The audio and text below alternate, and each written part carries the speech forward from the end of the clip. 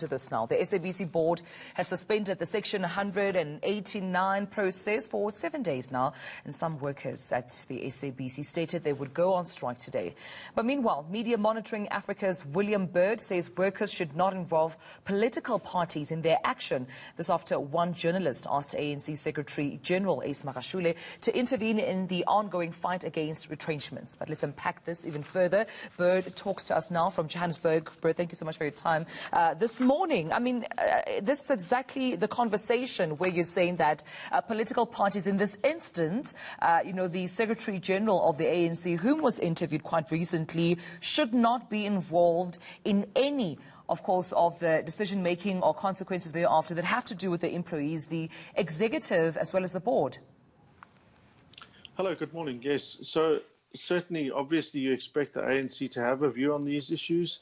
And certainly no one's suggesting that the SG shouldn't be expressing his views on these issues. But for a journalist from any media house, let alone particularly the public broadcaster, to be asking and saying, when are you going to intervene, is certain. I mean, it's just beyond extraordinary that someone would ask for direct interference in the affairs of the public broadcaster. One of the key reasons there has been so many disasters at the public broadcasters has been precisely because the political parties, the ANC in particular, usually with any number of the ministers that have been littered across our history of communications, have gone and interfered directly in the affairs of the public broadcaster. Now, what you would hope that the SG would have said would have been, look, we don't support this Section 189 process. In fact, we strongly oppose to it.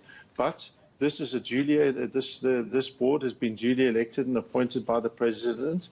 We need to allow them to run the affairs of the public broadcaster. We will engage with them and continue to engage with them. But we must, support the processes that the board have put in place. Right. That's how you deal with separation of power.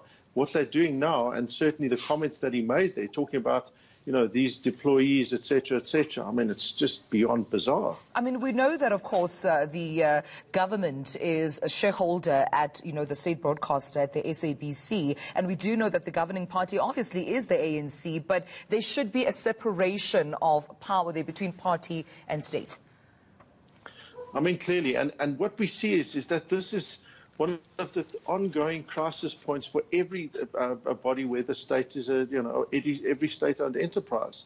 So if you look at Danel, if you look at Eskom, if you look at SAA, and you look at why many of the board members have left over the years, again, they state that this is why. So the board will come up with a plan on how to deal with things, and then suddenly the minister or someone will come and interfere directly and say, no, that's not how you're going to do things. Now, you can't run an entity like that, you just can't, because it means that you're always creating two centers of power.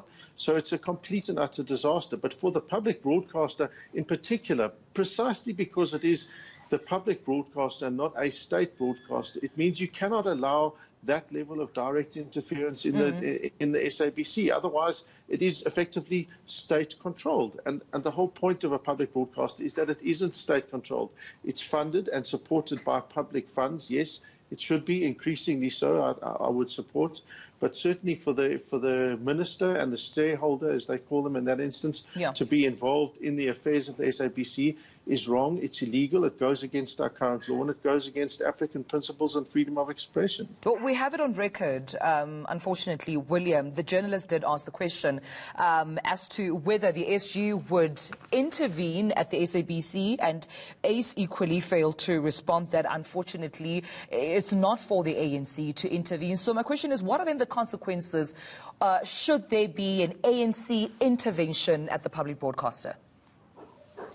Well, if they try, I mean, it's profoundly unfortunate that someone in such a senior position has failed to grasp the basics of the law in relation to the public broadcaster. It's flabbergasting, in fact, that he'd be so out of touch with what the reality of the situation is. They know the situation. Should they try and intervene, we will launch an urgent interdict to prevent them from doing so. There's, and we will win that case. There's no doubt that the law and the African Declaration on Principles of Freedom of Expression are clearly and specifically to talk about this issue of saying that the minister and those other political parties cannot interfere in the affairs of the SABC. William Burt, that's where we leave our conversation. Thank you for your time.